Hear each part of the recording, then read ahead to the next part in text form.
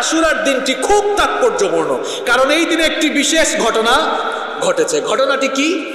সরাসরি বুখারী এবং মুসলিম শরীফ থেকে শোনাচ্ছি। রাইসুল মুফাসসিরিন আব্দুল্লাহ ইবনে আব্বাস রাদিয়াল্লাহু আনহু এই হাদিসটি বর্ণনা করেছেন। তিনি বলছেন, আন্না রাসূলুল্লাহ সাল্লাল্লাহু আলাইহি ওয়াসাল্লাম কাদিমাল মদিনা, রাসূল করিম সাল্লাল্লাহু আলাইহি ওয়াসাল্লাম মদিনায় আগমন করলেন। মদিনায় আসার পরে তিনি লক্ষ্য করলেন, ফাওয়াজাদাল ইয়াহুদা সিয়ামান ইয়াউমা আশুরা, মদিনার ইহুদিরা আশুরার দিন অর্থাৎ মুহররম মাসের 10 তারিখে তারা রোজা রাখে। আল্লাহর নবী এই অবস্থা দেখে ইহুদিদেরকে জিজ্ঞেস করলেন, মা হাদাল ইয়াউম আল্লাযী তাসুমুনাহু, এই মুহররমের 10 তারিখে তোমরা কি কারণে রোজা রাখো? আল্লাহর নবী যখন ইহুদিদেরকে এই প্রশ্ন করলেন, ইহুদিরা তখন জবাব দিল, فقالوا هذا يوم عظيم أنجى الله فيه موسى وقومه وغرق فرعون وقومه। ইহুদিরা তখন বলল, এই দিনটি একটি বিরাট দিন, কারণ এই দিনে আল্লাহ তাআলা মূসা আলাইহিস সালাম এবং তার উম্মত বনি ইসরাইলকে ইতিহাসের সবচেয়ে নিকৃষ্ট স্বৈরাচার, জালেম, ক্ষুধাদ্রোহী ফেরাউন এবং তার সৈন্যদল থেকে মূসা আলাইহিস সালাম এবং তার কওম বনি ইসরাইলকে আল্লাহ তাআলা মুক্তি দিয়েছিলেন। এবং আশুরার এই দিনে আল্লাহ তাআলা ফেরাউন এবং তার সৈন্যবাহিনীকে লোহিত সাগরে পানিতে ডুবিয়ে মেরেছেন। এই জন্য ফাসামাহু মূসা শুকরা, মূসা আলাইহিস সালাম এই বিজয়ে আনন্দিত হয়ে আল্লাহর শুকরিয়া করে রোজা রেখেছিলেন। ফানাহনু নাসুমুহু, এই জন্য মূসা নবীকে অনুসরণ করে আমরাও রোজা রাখি। ইহুদিদের এই কথা শুনে নবীজি বললেন, ফানাহনু আহাক্কু ওয়া আউলা বিমূসা মিনকুম। ফাসামাহু রাসূলুল্লাহ সাল্লাল্লাহু আলাইহি ওয়াসাল্লাম ওয়া আমারা বিসিয়ামি। নবীজি ইহুদিদের কাছ থেকে এই কথা শুনে বললেন, মূসা নবীকে অনুসরণ করার ক্ষেত্রে তোমাদের চেয়ে আমি এবং আমার উম্মত হচ্ছে বেশি অগ্রগামী, বেশি নিকটবর্তী। এই জন্য নবীজিও আশুরার দিনে রোজা রাখা শুরু করলেন এবং সাহাবীদেরকেও আশুরার দিনে রোজা রাখার আদেশ দিলেন। সুবহানাল্লাহ। তাহলে কারবালার ঘটনা ঘটার বহু আগে থেকে, কয়েক হাজার বছর আগে থেকেই আশুরার দিনটি ঐতিহাসিকভাবেই তাৎপর্যপূর্ণ। আশুরার দিনটি হচ্ছে বিজয়ের দিন, কিন্তু দুঃখজনকভাবে এই দিনটি আবার আমাদের কাছে অত্যন্ত বেদনাময় একটি দিন। কারণ নবীজির ইন্তেকালের 50 বছর পরে নবীজির কলিজার টুকরা নাতি ইমাম হুসাইন রাদিয়াল্লাহু আনহু সপরিবারে নবীর উম্মতেরই কিছু দুর্ভাগা লোকদের হাতে কারবালার প্রান্তরে নির্মমভাবে সপরিবারে তারা শাহাদাত বরণ করেছিলেন। এই জন্য কারবালার দিনটি যেমন বিজয়ের দিন, তেমনি প্রত্যেকটি মুসলমানের জন্য এটি অত্যন্ত বেদনাময় এবং শোকাবহ একটি দিন। তবে এখানে একটি বিষয় বলে রাখি, বিজয়ের দিনে শোকের কোনো ঘটনা ঘটে গেলে বিজয়ের দিনের তাৎপর্য কিন্তু হারিয়ে যায় না। খুব মন দিয়ে শোনেন, বিজয়ের দিনে কোনো শোকাবহ ঘটনা ঘটে গেলে বিজয়ের দিনের সিগনিফিকেন্স বা তাৎপর্য কিন্তু হারিয়ে যায় না। উদাহরণস্বরূপ আপনাদেরকে বলি, বলেন তো বাংলাদেশের বিজয় দিবস কত তারিখ? কথা বলেন না কেন? 16ই ডিসেম্বর। এটা জাস্ট উদাহরণ দেওয়ার জন্য বলছি, আল্লাহ না করুন, আল্লাহ তাআলা আমাদের দেশকে সব সময় ভালো রাখুন, হেফাজতে রাখুন, বলেন আমিন। জাস্ট উদাহরণ দেওয়ার জন্য বলছি। মনে করেন আল্লাহ না করুন এই 2021 সালের 16ই ডিসেম্বর বাংলাদেশে ভয়াবহ কোনো ট্র্যাজেডি ঘটে গেল, ভয়াবহ কোনো দুর্ঘটনা ঘটে গেল, জাতির বিরাট ক্ষতি হলো, রাষ্ট্রের বিরাট ক্ষতি হলো। তাই বলে কি পরবর্তী বছর যখন 2022 সালের 16ই ডিসেম্বর আসবে তখন কি বাংলাদেশের মানুষ বিজয় দিবসকে ভুলে যাবে? কেন? কারণ বিজয় দিবসেই তো একটি ভয়াবহ দুর্ঘটনা ঘটেছে। এরপরেও বাংলাদেশের মানুষ বিজয় দিবসকে ভুলে যাবে না। কেন? কারণ বিজয়ের দিনে শোকাবহ ঘটনা ঘটলেও বিজয় দিবসের একটা তাৎপর্য আছে। তাহলে এই আশুরার দিন মুহররমের 10 তারিখে অত্যন্ত শোকাবহ একটি ঘটনা, নির্মম একটি ঘটনা ঘটেছে, যেই ঘটনা আমাদের কলিজাকে হৃদয়টাকে একেবারে ক্ষতবিক্ষত করে এমন একটি ঘটনা ঘটেছে। তাই বলে আশুরার বিজয়ের যে তাৎপর্য রয়েছে সেই তাৎপর্য কিন্তু হারিয়ে যায় না।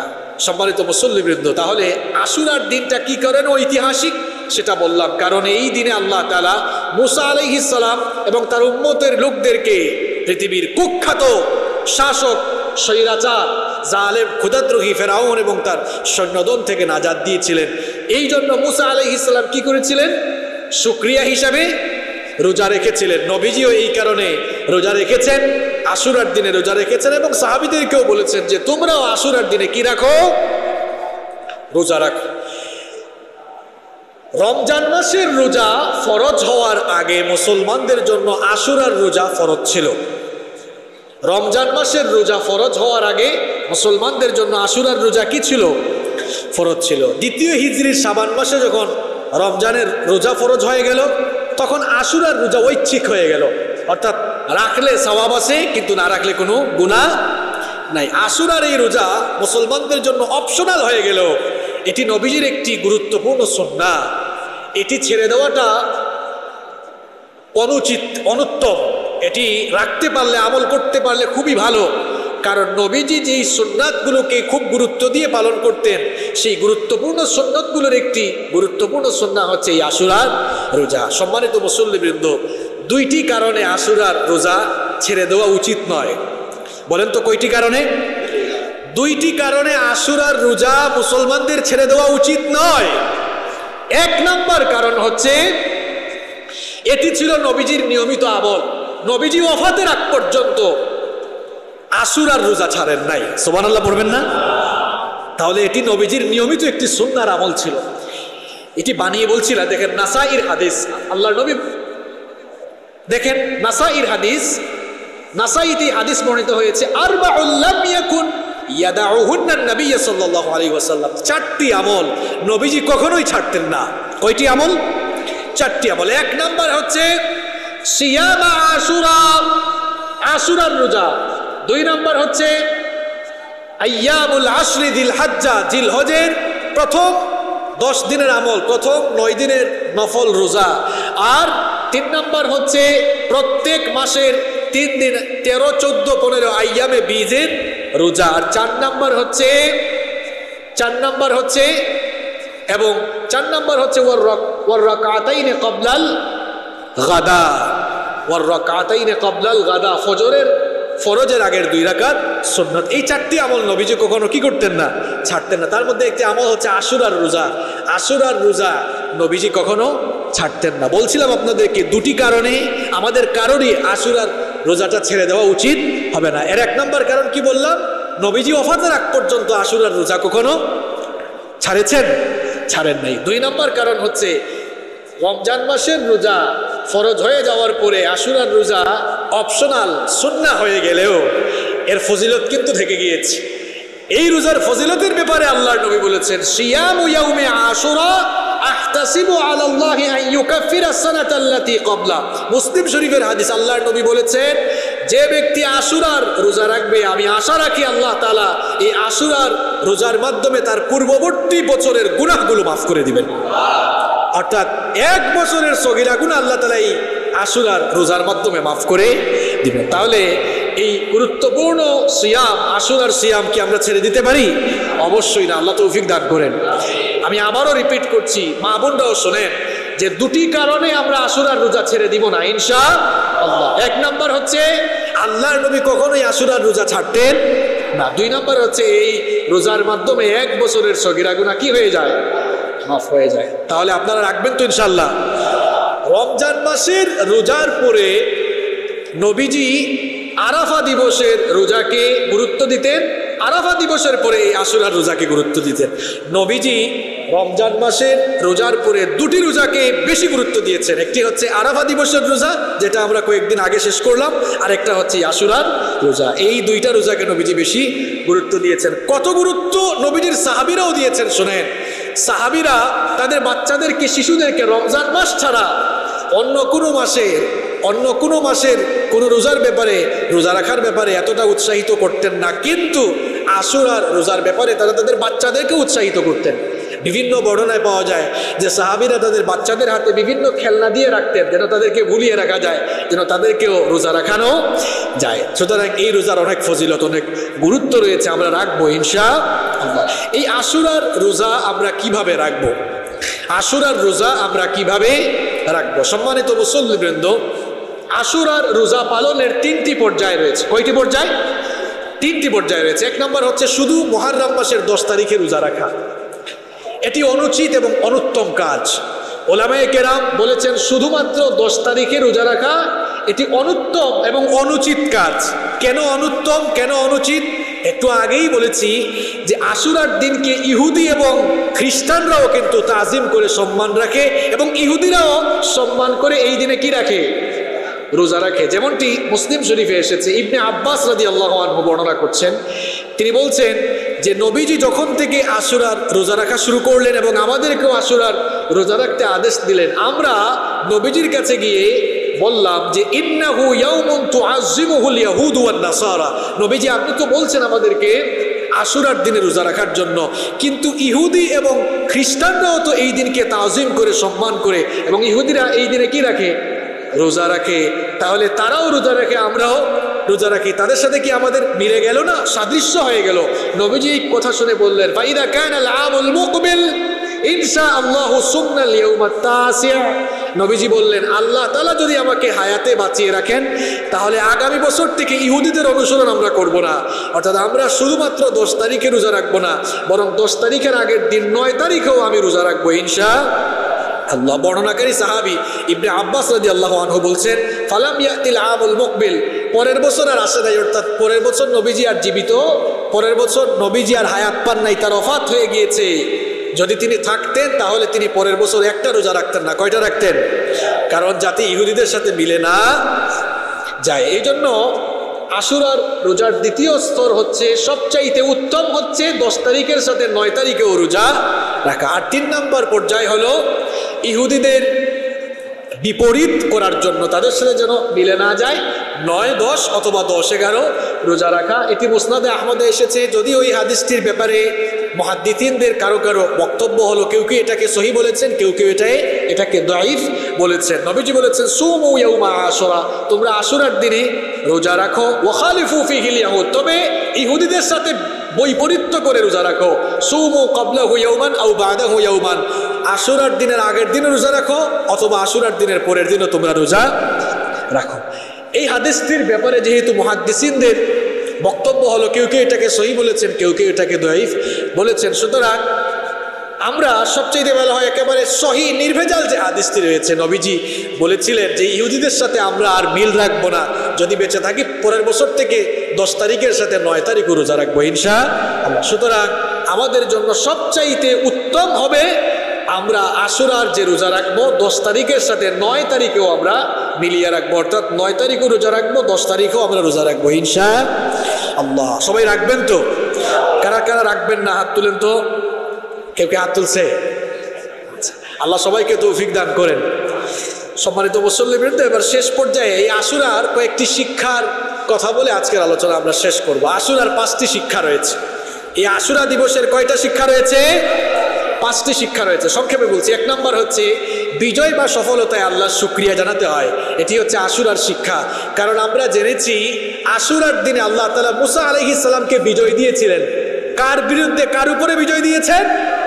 ফেরাউন কি বিখ্যাত না কুখ্যাত? ভালো মানুষ না খারাপ মানুষ? এত খারাপের খারাপ, সে বলেছিল ফাকালা আনা রাব্বুকুমুল আ'লা, আমি হচ্ছি বড় খোদা। আসলে সে খোদা না হুদা, সে খোদা না হুদা, একেবারে হুদা। তো আল্লাহ তাআলা এই দিনে মুসা আলাইহিস সালামকে এবং তার উম্মতকে ফেরাউনের অত্যাচার থেকে নাজাত দিয়েছিলেন। আর মুসা আলাইহিস সালাম বিজয় পাওয়ার পরে কি করলেন? শুকরিয়া আদায় করেছিলেন।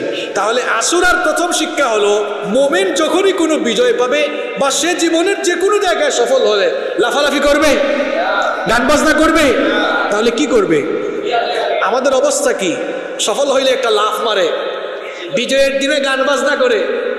এই জন্য বিজয় পাওয়ার পরে ওই বিজয়ী মানুষগুলোর উপরে আল্লাহর কোনো রহমত থাকবে কেমনে? কারণ বিজয় পাওয়ার পরে যা করা দরকার তা তো করে। বিজয় পাওয়ার পরে কি করতে হবে? আমরা যখন একটু ভালো থাকি তখন ক্রেডিটটা আল্লাহকে দিতে চাই না, ক্রেডিট নিজেরাই নিয়ে ফেলতে চাই। যেমন দেখেন কিছুদিন আগে যখন করোনা গোটা বিশ্বে মহামারী আকার ধারণ করলো, তখন আমরা লম্বা লম্বা বক্তব্য দিয়েছি। আমরা তখন বলেছি আমরা এটাকে নিয়ন্ত্রণ করে ফেলেছি। আমরা এটাকে কি করে ফেলেছি? ক্রেডিটটা নিজেরা না নিয়ে কাকে দেওয়া উচিত ছিল? বলা উচিত ছিল এই গরিব দেশে আমাদেরকে ভালো রেখেছেন কে? ক্রেডিট নিজেরা নিয়ে ফেলতে চাই। আমি গত সপ্তাহে কোন একটা টিভি চ্যানেলের খবর দেখতেছিলাম, বলতেছে করোনা ভাইরাসের লাগাম টেনে ধরতে নতুন করে কঠোর বিধিনিষেধ দেওয়া হয়েছে। শব্দ চয়ন দেখেছেন আপনি? করোনা ভাইরাসের লাগাম টেনে ধরবে। করোনা কি তোমার মামাতো ভাই? এটা তো হচ্ছে জুনদুম মিন জুনুদিল্লাহ, এটি আল্লাহর পাঠানো সৈনিক, আল্লাহর পাঠানো গজব। দুনিয়ার কোনো মানুষ এর লাগাম টেনে ধরতে পারবে? বিজ্ঞানীরা গবেষণা করে কুল কিনারি পায় না। কয়েকদিন পর পর ভেরিয়েন্ট চেঞ্জ হয়, কয়েকদিন পর পর কি হচ্ছে, ভেরিয়েন্ট চেঞ্জ হচ্ছে। এখনো তার ভেরিয়েন্টটি তারা সঠিকভাবে নির্ণয় করতে পারে নাই। কেউ কেউ বলছে, এখন দেখতেছি কোনো কোনো বিজ্ঞানীরা বলতেছে এই করোনা পৃথিবী থেকে যেতে আরো মনে হয় কয়েক বছর সময় লাগবে। আর আমি বলছি করোনা কখনোই পৃথিবী থেকে যাবে না, এটা সারা জীবন থাকবে। আপনি বলবেন হুজুর এটা কেমন কথা বললেন? দেখেন, একটা সময় কলেরা, ডায়রিয়া এগুলো মহামারী ছিল। কয়েক বছর আগেও এমন কিছু রোগ ছিল এগুলিতে আক্রান্ত হলে মানুষ মরে যেত। একজন আক্রান্ত হলে এলাকার সবাই আক্রান্ত হতো। পর্যায়ক্রমিকভাবে এগুলোর প্রতিষেধক আসলো, নিরাময় আসলো, টিকা আসলো। এখন আর ওই রোগে আক্রান্ত হলে মানুষ ভয় পায় না। তাহলে ওই রোগগুলো কি নির্মূল হয়ে গিয়েছে? রোগগুলো এখনো আছে, প্রতিষেধক এসেছে। এই জন্য আমি বলেছি করোনা পৃথিবী থেকে যাবে না, করোনা থাকবে, করোনার প্রতিষেধক আসবে। কারণ নবীজি বলেছেন প্রত্যেক রোগেরই প্রতিষেধক আছে। যেগুলোর প্রতিষেধক এখনো আসে নাই, এটি মানুষ এখনো খুঁজে বের করতে পারে নাই, কিন্তু প্রতিষেধক আছে। তাহলে বিজয় আসলে প্রথমে শুকরিয়া জানাতে হবে কার? নাম্বার 2। 2 নম্বর হচ্ছে বিজয় আসলে রোজা রেখে আল্লাহর শুকরিয়া জানাতে হয়। এটিও আশুরার 2 নম্বর শিক্ষা। কারণ মুসা নবী বিজয় পেয়ে কি রেখেছিলেন? রোজা রেখেছিলেন। তাহলে আশুরার দিনে আমরা কি রাখবো? হিংসা। 3 নম্বর হচ্ছে ইমানি পরীক্ষায় হতাশ হওয়া যাবে। মুসা আলাইহিস সালাম এবং তার উম্মতের উপরে এই ফেরাউন ভয়াবহ নির্যাতন চালিয়েছিল, অত্যাচার নির্যাতন এমন ভাবে করেছিল, যারাই ইমানের ঘোষণা দিয়েছে তাদেরকেই ফেরাউন হত্যা করেছে। জুলুম নির্যাতনের মাত্রা যখন অত্যধিক বেড়ে গেল, আল্লাহ তাআলা মুসা আলাইহিস সালামকে আদেশ দিলেন তোমার উম্মতকে নিয়ে মিশর ত্যাগ করো। মিশর ত্যাগ করে যখন চলে যাচ্ছেন, পেছনে ফেরাউনের বাহিনী ধাওয়া করলো। যেতে যেতে মুসা নবী যখন তার উম্মতদেরকে নিয়ে লোহিত সাগরে গেলেন, লোহিত সাগরের তীরে যাওয়ার পরে তার উম্মতের লোকেরা বলল আমরা তো এখন ধরা খেয়ে গেছি, সামনে সাগর, পেছনে ফেরাউনের বাহিনী, পালাবার কোনো পথ আর। মুসা আলাইহিস সালাম বললেন এমন কথা বলো না, যে আল্লাহ আমাদেরকে মিশর ছাড়ার কথা বলেছেন তিনিই আমাদেরকে রাস্তা দেখিয়ে দিবেন, এতে কোনো সন্দেহ। আল্লাহ তাআলা সেই লোহিত সাগরের মধ্যে পার হওয়ার জন্য ব্যবস্থা করে দিলেন। ফেরাউন এবং তার দলবলকে সেখানে ধ্বংস করে দিলেন। ইমানি পরীক্ষা আসলে হতাশ হওয়া যাবে না। ইমানি পরীক্ষায় দৃঢ় থাকলে বিজয় আসবে কার পক্ষ থেকে? পৃথিবীতে আল্লাহর নবীরা ইমানের পরীক্ষা সবচেয়ে বেশি দিয়েছেন। এজন্য আল্লাহর নবী বলেছেন ফায়ুবতালার রাজুলু আলা হাসাবি দীনিহি, যার দিনদারিতা যত বেশি তার পরীক্ষাও তত বেশি। এজন্য আপনার দাওয়াত যদি কবুল হয় আপনাকে জেলে যাওয়া লাগবে। আপনার দাওয়াত যদি কবুল হয় আপনাকে হামলা মামলার সম্মুখীন হওয়া লাগবে। আপনার দাওয়াত যদি কবুল হয় রিমান্ডে যাওয়া লাগবে। এমনকি দাওয়াত কবুল হলে ফাঁসির মঞ্চেও যাওয়া লাগতে পারে। তাহলে দাওয়াত কবুল হলে এই দাওয়াত আপনাকে জালেমের জুলুমের সম্মুখীন করবে। আর যেই দাওয়াত আল্লাহর দ্বীনের দাওয়াত না হয়ে পেটের দাওয়াত হয়, এই পেটের দাওয়াত কখনো কোনো রোষানলের সম্মুখীন করে। দাওয়াত 2 প্রকার, একটা হচ্ছে পেটের দাওয়াত আর একটা হচ্ছে দ্বীনের দাওয়াত। আল্লাহর দ্বীনের দাওয়াত দিলে নবী এবং তাদের অনুসারীরা যেভাবে জালেমদের জুলুমের সম্মুখীন হয়েছেন, আপনাকেও সেই জুলুমের সম্মুখীন হওয়া লাগবে। পৃথিবীর 2 জন নবী আদম আলাইহিস সালাম আর সুলাইমান আলাইহিস সালাম ছাড়া পৃথিবীর সমস্ত পয়গম্বরেরা, সমস্ত নবীরা মার খেয়েছেন, সমস্ত নবীরা অত্যাচারিত হয়েছেন। সুতরাং